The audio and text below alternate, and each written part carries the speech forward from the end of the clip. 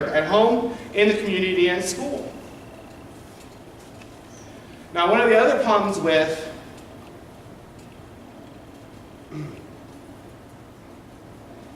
one of the other distractions in education that comes from poverty is their health. Now, you know, last year our state legislator cut a bunch of money out of the budget that was paid for dental care for some of our poor students. Now, can you imagine that you have a test, a major test, or an FCAT test, you're trying to study that you have a major tooth infection that isn't being dealt with?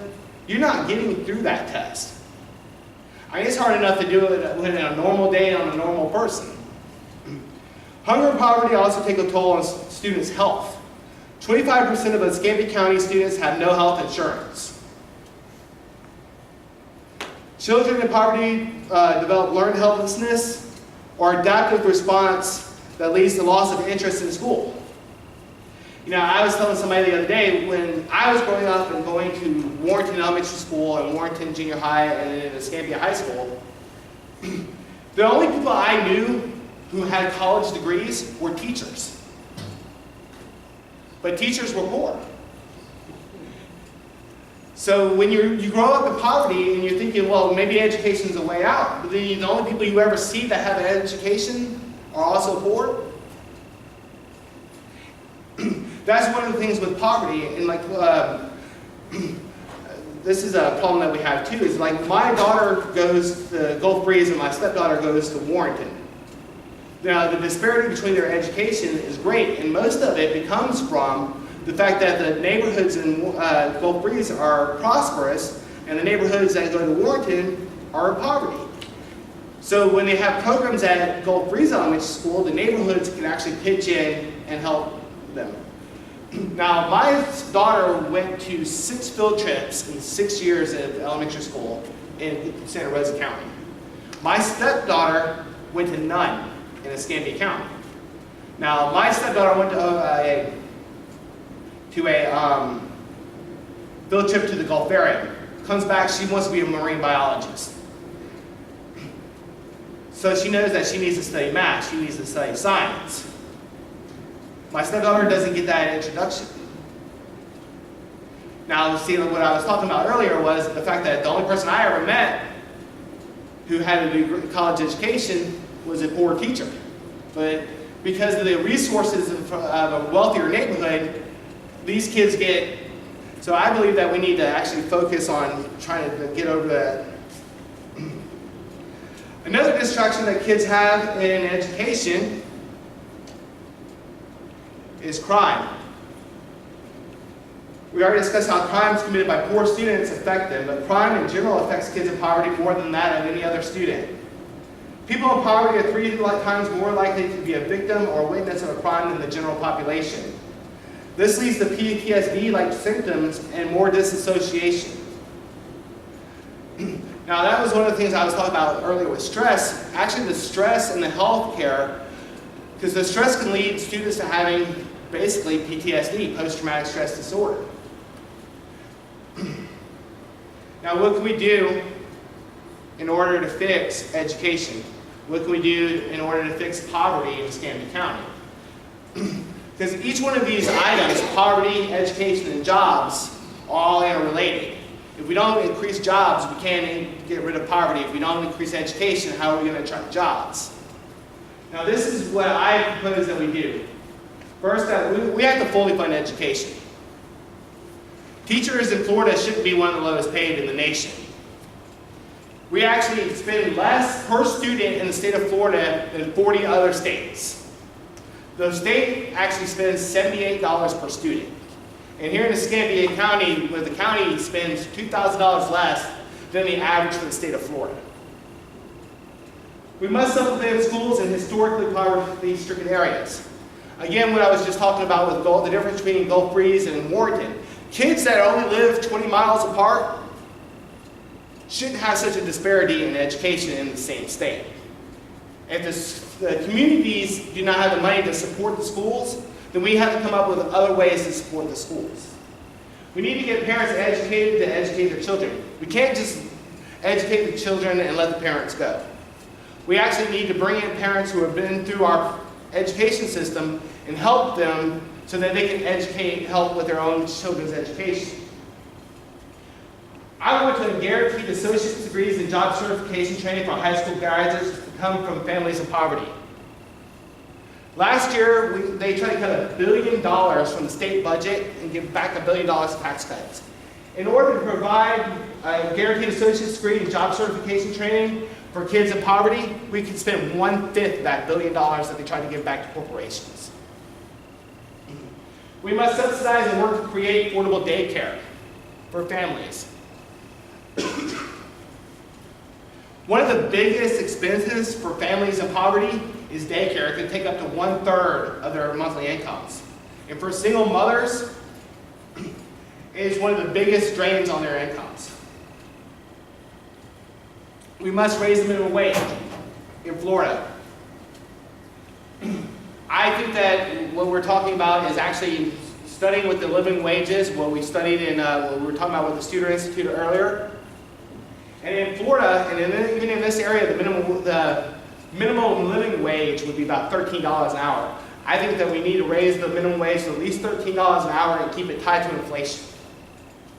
We must draw manufacturing and industry to the panhandle.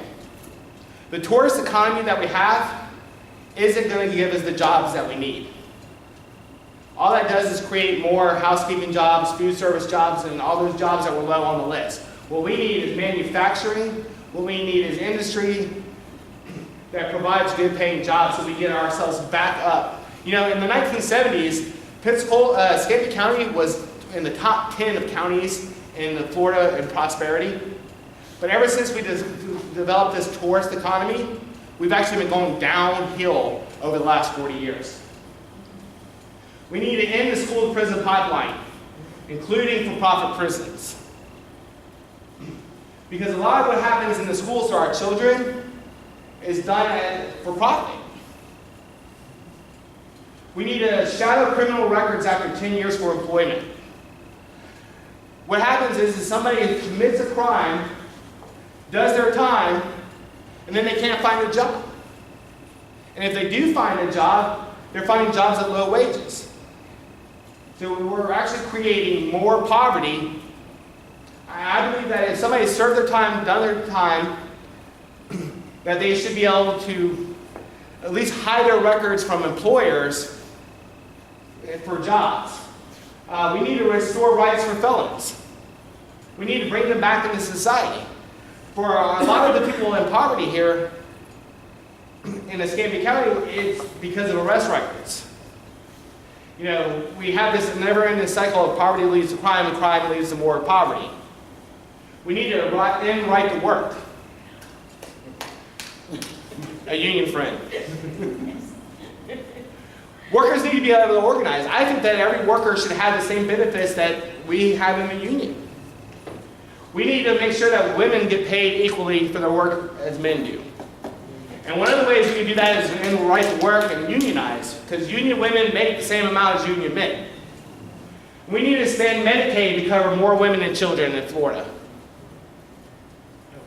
Can you explain right to work exactly what that is? Yes, right to work is actually legislation. It's one of those things that they name that isn't actually what it is. It sounds good. It sounds good, yes, but it's actually not a right to work. It's the laws that we have here in Florida that kind of make you, it's more work at will, where you have no rights as an employee. You can be fired for any reason. Right. No, you have no customer, you don't need to decide until you go home. Just gotta go on home. Now, the most important thing that we can do is vote. We have to know who the candidates are, we have to know who's making the rules, and we have to know where they stand on the issues. Now, the biggest problem I see as a candidate, and the biggest problem I see as being involved in politics, is that nobody even wants to talk about the issues of poverty, jobs, or education. You know, I always tell the story about what happened to my family with Warrenton Elementary School. Now, my daughter was going to Warrenton Elementary, she was supposed to go to Warrenton Middle. And one day, some people got together and they were like, well, because Warrenton got another F. They're like, we need to have a meeting on Warrenton. So they decided to have the meeting on Friday. They sent out something that they were going to have a meeting on Monday. Now they put an ad, I guess they ran an article in the paper on Sunday and had the meeting on Monday, and nobody shows up on Monday. And of course all the politicians go, it's the parents, wash their hands of it. Now for me, I would have went to the meeting. But on Friday night, I'm not watching the news, I'm at work. I don't get the paper on Sunday. Most of the people in my neighborhood don't get the newspaper on Sunday. And even if we got the newspaper on Sunday or watched that, saw it on the news on Friday, we don't have the kind of jobs we just call in on Monday and say we're going to a meeting for the schools. And that's part of the problem. There's a complete disconnect between the way people live, us, and them. There's hardly anybody who's running for office grew up here. The guy I'm running against has only been here for 5 years. We've had people in our county commission, Doug Underhill, moved here 10 years ago. Before him, Gene Valentino had only been here for 5 years before he ran for the county commission. They have a complete disconnect from the actual people who live here. I'm not saying there's anything wrong with people who just move here. But a lot of them don't have that connection to the neighborhoods. They don't have that connection to the problem. They don't see the problem, they don't want to talk about it. And especially, I hate to say it, our Republican friends on the other side, they just want to coast on through. They don't want to actually bring up these issues because they don't want to talk about it. Because they know if they talk about it, they know that the policies that they put into effect over the last 15 years is what's driving us into it. Because we've actually increased poverty in Escambia County over the last 15 years. People are getting poorer. I put up something about how I was disappointed in what they called the affordable apartments. And the number one response I got was either from people who used to live here and moved away, or people who live somewhere else said, hey, why don't you just go somewhere else? And I could have actually gone somewhere else. I came from Panama City. I moved to Panama City for a couple of years, worked, and that wasn't too far from family. But when I came back, I had a hard time finding a job, but actually I could find a job in South Carolina making a lot more money. I could have found a job in Louisiana making a lot more money. But not everybody can move away. Some of us have elderly parents. Some of us have kids. Like me, and I have a kid from a previous relationship. I can't just move away. So we need to work to build our own communities back up. We can't just ditch. But we can't avoid the problem either, and that's what they're doing. We can try to call them out on it. We can ask for debates. They don't want to debate the issues. They don't want to talk about poverty. They don't want to talk about what's going on at West Pensacola. They want to talk about, oh, we're going to do tax cuts. You're going to get tax cuts. But we saw what came out of the last legislator. We got nothing. But a corporation can go buy a yacht without paying taxes on it. So that's pretty much the problem in Escambia County. That we have to fix education so we can get better jobs. We have to get better jobs so people aren't living in poverty. And it's a cycle that we have to break. But we have to decide to do something. Because they keep doing nothing and nothing gets done. And if I'm elected, I might be a small, one voice in the wilderness, but I'm going to try to be a very loud voice. And that's the presentation. Thank you. Anybody have any questions? I don't know how much time we have left. A couple minutes. We're doing good. Okay. Anybody have any questions? Actually, the last time I did the presentation, I did a little bit better. I'm practicing still.